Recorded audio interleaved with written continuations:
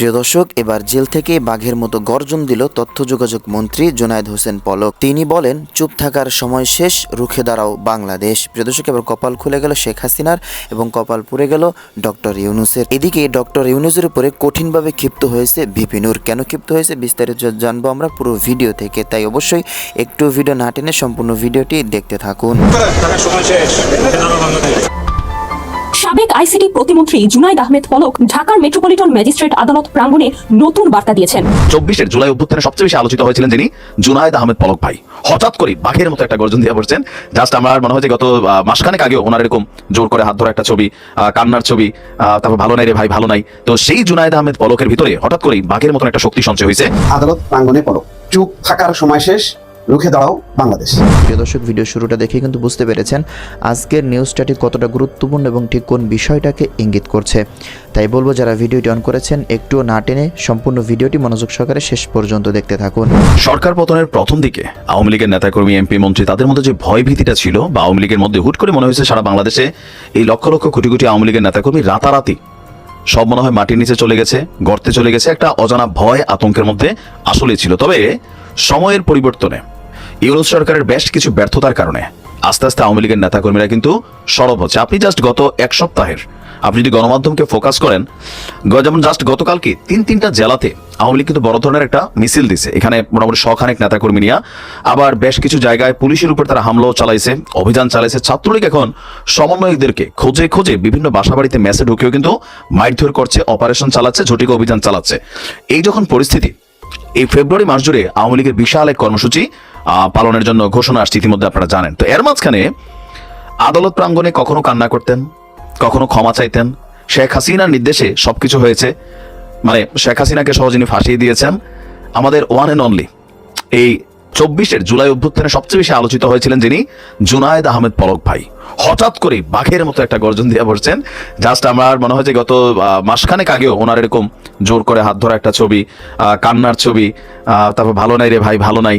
তো সেই জুনায়েদ আহমেদ পলকের ভিতরে হঠাৎ করেই বাঘের মতন একটা শক্তি সঞ্চয় হয়েছে, যেটা শুধু পলক ভাইয়ের মধ্যে না, অনেকের মধ্যে আওয়ামী লীগের নেতাকর্মীরা আস্তে আস্তে কিন্তু এই শক্তিটা সঞ্চয় করছেন। এটা হয়েছে কেন? এই সরকারের প্রশাসনিক ব্যর্থতার কারণেই। তো আজকে ঢাকার মেট্রোপলিটন ম্যাজিস্ট্রেট আদালতে একটা মামলার জন্য তাকে আনা হয়েছিল হাজিরা দেওয়ার জন্য। তো তিনি সেখানে আইসা ক্যামেরা দেখেই বলছেন একদম বলিষ্ঠ কণ্ঠে যে, চুপ থাকার সময় শেষ, রুখে দাঁড়াও বাংলাদেশ। আপনি ডায়লগটা বুঝছেন? তো তিনি বলছেন যে এখন আর চুপ করে থাকা যাবে না, এই সরকারের বিরুদ্ধে এবার বাংলাদেশকে রুখে দাঁড়াতে হবে। রাজধানীর বাড্ডা থানার অটোরিকশা চালক হাফিজুল শিকদার হত্যা মামলার 2 দিনের রিমান্ড মঞ্জুর করেছে আদালত। এরকম মামলা অ্যাভেলেবেল আমাদের রাজনৈতিক নেতারা যারা আছে তারা খায়। তো এই মামলায় রিমান্ড শুনানি শেষে আদালত থেকে তিনি যখন মানে কি বলা হয় যে কারাগারে ফিরছিলেন, তো সাংবাদিকরা স্বাভাবিকভাবে তার পিছনে পিছনে যাচ্ছিল। তো হাজতখানা নেওয়ার সময় তিনি বলছেন আপনার এই বক্তব্য যে চুপ থাকার সময় শেষ, রুখে দাঁড়াও বাংলাদেশ। আদালত সূত্র বলছে যে পলককে গাজীপুরের কাশিমপুর কারাগার থেকে আদালতে হাজির করা হয়। আর 5 দিনের রিমান্ড চেয়ে আবেদন করলে আসামি পক্ষ রিমান্ড বাতিল এবং জামিন চেয়ে আবেদন করেন, আর রাষ্ট্রপক্ষের পাবলিক প্রসিকিউটর উভয় পক্ষের শুনানি করেন। তো শুনানি শেষে রিমান্ডের আদেশ হয়েছে, আর এই ঘটনায় তাকে আবারও হয়তো রিমান্ড ফেস করতে হবে। কিন্তু প্রশ্নটা হচ্ছে ওই জায়গায় না, গত এক সপ্তাহ যাবত আওয়ামী লীগের বিভিন্ন নেতাকর্মীরা, আজকেও দেখছি 10 জন গ্রেপ্তার হয়েছে, কোথাও 1 জন গ্রেপ্তার হয়েছে, কোথাও আবার জনতার হাতে ধোলাই খাচ্ছে, কোথাও আবার পাল্টাপাল্টি তারা ধোলাইও দিচ্ছে, শিবিরের উপর হামলা করছে। বিভিন্ন জায়গায় আপনার এই ধরনের ঘটনাগুলো ঘটছে। 6 মাসের মধ্যে আওয়ামী লীগ মোটামুটি লেভেল একটা শক্তি সঞ্চয় করছে। এটা কেন করছে? কারণ মাঠ কন্ট্রোল নাই। স্বরাষ্ট্র উপদেষ্টাকে চুরি পড়ে পদত্যাগের জন্য কিন্তু ইনকিলাব মঞ্চ আহ্বান জানিয়েছেন। আর আমরা যদি দেখি বর্তমানে পুলিশ যতটা ফাংশন করার কথা ততটা তারা করতে পারছে না। তাদের দোষ দিয়েও লাভ নাই, কেননা এখন পুলিশ যদি ধরেন আমরা যেভাবে পুলিশ দেখে অভ্যস্ত, এখন যার যা মন খুশি, যার যেমন খুশি তেমনই আন্দোলন হচ্ছে। এখন পুলিশ যদি কোথাও বাধা দিচ্ছে, পুলিশের ট্যাগ লাগাই দেওয়া হচ্ছে, পুলিশের উপর হাত তোলা হচ্ছে।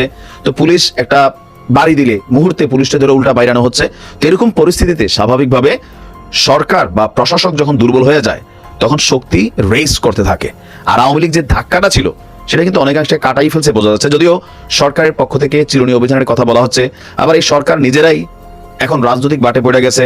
কিংস পার্টি গঠন থেকে শুরু করে অনেক কিছুতে সরকার নিজেদের যে নিরপেক্ষ অবস্থানটা ছিল সবার কাছে, অথবা জনপ্রিয়তা ছিল, এটা হারাই ফেলছে। ছাত্ররা একে অন্যের সাথে লাগালাগিতে আছে। তো সবকিছু মিলেয়া যেভাবে যাচ্ছে, পলক ভাইয়ের দেখা শুধু আমার মনে হয়েছে 3 দিন আগেও বিড়ালের মতন ম্যামে করা পলক ভাই আজকে তিনি বাঘের মতো যে গর্জন দিচ্ছেন, এই গর্জন যদি সব আওয়ামী লীগের নেতাকর্মীদের মধ্যে আসা শুরু করে দেন, ডক্টর ইউনূসকে খুবই লম্বা চূড়া একটা সিচুয়েশন মোকাবেলা করতে হবে। আপনি কি ভাবছেন এই যে 2 দিন আগে পরের পলকের মধ্যে আকাশ পাতাল পরিবর্তন, এমনকি তিনি রিমান্ডে শেখ হাসিনারে নিয়ে কত তথ্য দিয়ে দিছিলেন, হ্যাঁ, এখন তিনি আবার আজকে যে ডায়লগটা দিচ্ছেন, এই সাহসের জায়গাটা কোথা থেকে আসছে? আদালত প্রাঙ্গণে পলক, চুপ থাকার সময় শেষ, রুখে দাঁড়াও বাংলাদেশ।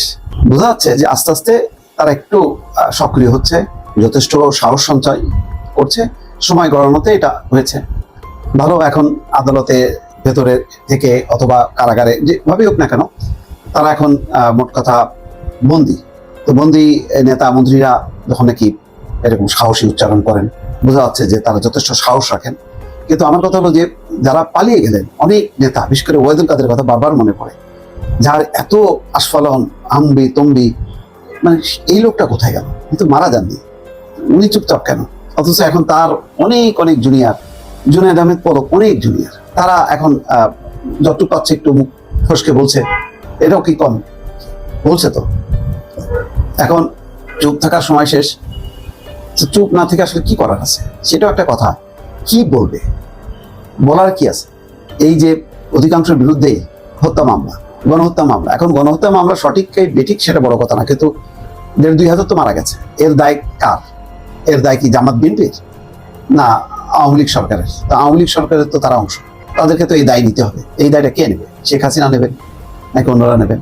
শেখ হাসিনা সহ তার পরিবারের লোকজন, গোনাগোষ্ঠী তো সব পারা গেছে, সাধারণ সম্পাদকও নাই, স্বরাষ্ট্রমন্ত্রীও নাই, এখন ওনাদের উপর পড়ছে। এগুলো তো দল আগে নিজেদের ঠিক হইতে হবে, যে আসলে দায় দায়িত্ব নির্ধারণ করতে হবে তাদের মধ্যে, যে আসলে কি কারণে আজকে এই পরিণতি, সেটা ঠিক করেই তাদের এগোতে হবে। যাই হোক, এখন যে খবরটা, সাবেক আইসিটি প্রতিমন্ত্রী জুনায়েদ আহমেদ পলক ঢাকার মেট্রোপলিটন ম্যাজিস্ট্রেট আদালত প্রাঙ্গণে নতুন বার্তা দিয়েছেন। তিনি বলেন, চুপ থাকার সময় শেষ, রুখে দাঁড়াও বাংলাদেশ।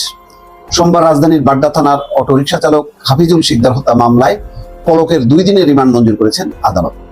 এই মামলায় রিমান্ড শুনানি শেষে আদালত থেকে হাজতখানায় নেওয়ার সময় তিনি এই মন্তব্য করেন। আদালতের সূত্র বলছে, পলককে গাজীপুরের কাশিমপুর কারাগারের থেকে আদালতে হাজির করা হয়। এরপর মামলার তদন্তকারী কর্মকর্তা সিআইডি ইন্সপেক্টর রিদওয়ানুল হক তার 5 দিনের রিমান্ড চেয়ে আবেদন করেন। আসামি পক্ষে রিমান্ড বাতিল ও জামিন চেয়ে আবেদন করেন। পিপি রাষ্ট্রপক্ষের পাবলিক প্রসিকিউটর ওমর ফারুকের রিমান্ডের পক্ষে শুনানি করেন। উভয় পক্ষের শুনানি শেষে ঢাকার মেট্রোপলিটন ম্যাজিস্ট্রেট জিএম ফারহান ইশতিয়াকের আদালত তার রিমান্ডের আদেশ দেন। মামলার সূত্র বলছেন, গত 20 জুলাই রাজধানীর বাড্ডা থানাধীন এলাকায় বৈষম্য বিরোধী ছাত্র আন্দোলনে অংশ নেন এবং অটোরিকশা চালক হাফিজুল শিকদার সেদিন 3টায় আসামিদের ছড়া গুলিতে তিনি নিহত হন। যে ঘটনাটা যাই হোক না কেন, কিন্তু পলক আজকে এই প্রথম একটা আদালত প্রাঙ্গণে একটা বক্তব্য দিলেন, চুপ থাকার সময় শেষ, রুখে দাঁড়াও বাংলাদেশ। আর সালমান এফ রহমান বলছেন যে নেত্রীর বার্তা কি, নেত্রীর বার্তা যেন সবাইকে পৌঁছে দেওয়া হয়, সবাইকে প্রস্তুতি নিতে হবে। তো ওনারা এই অবস্থার মধ্যে, ওনাদের সব আসল লোকজন যখন বাইরে যে বেশ নিরাপদ অবস্থানে আছে, তখন ওনার যে এই সমস্ত কথাবার্তাগুলি বলছেন, এগুলির ভিত্তিটা কি? এমন বার্তা কি তাদের কাছে পৌঁছাইছে যে বড় ধরনের একটা কোনো ঘটনা ঘটবে বা পরিবর্তন হবে? হ্যাঁ, ওনারা এই জন্য এখন থেকে একটা পজিশন নিলেন যাতে এরপরের ধাপে তাদের আরো উন্নতি হয়। জানি না কিছু দর্শক, আমার যা মনে আসলো দর্শক, আমি সেগুলি বলার চেষ্টা করলাম। সাবেক আইসিটি প্রতিমন্ত্রী জুনায়েদ আহমেদ পলক ঢাকার মেট্রোপলিটন ম্যাজিস্ট্রেট আদালত প্রাঙ্গণে নতুন বার্তা দিয়েছেন। তিনি বলেন, চুপ থাকার সময় শেষ, রুখে দাঁড়াও বাংলাদেশ। সোমবার রাজধানীর বাড্ডা থানার অটোরিকশা চালক হাফিজুল শিকদার হত্যা মামলায় পলকের 2 দিনের রিমান্ড মঞ্জুর করেছেন আদালত। এই মামলায় রিমান্ড শুনানি শেষে আদালত থেকে হাজতখানায় নেওয়ার সময় এই মন্তব্য করেন তিনি। আদালত সূত্রে জানা গেছে, পলককে গাজীপুরের কাশিমপুর কারাগার থেকে আদালতে হাজির করা হয়। এরপর মামলার তদন্তকারী কর্মকর্তা সিআইডির ইন্সপেক্টর রিদওয়ানুল হক তার 5 দিনের রিমান্ড চেয়ে আবেদন করেন। আসামি পক্ষ রিমান্ড বাতিল ও জামিন চেয়ে আবেদন করেন। রাষ্ট্রপক্ষের পাবলিক প্রসিকিউটর ওমর ফারুকি রিমান্ডের পক্ষে শুনানি করেন। উভয় পক্ষের শুনানি শেষে ঢাকার মেট্রোপলিটন ম্যাজিস্ট্রেট জিএম ফারহান ইশতিয়াকের আদালত তার রিমান্ডের আদেশ দেন।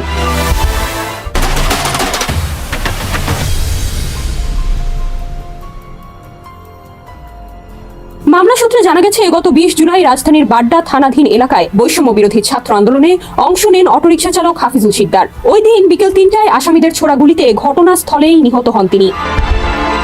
এই ঘটনায় তার পরিবার গত 21 আগস্ট রাজধানীর বাড্ডা থানায় হত্যা মামলা দায়ের করেন।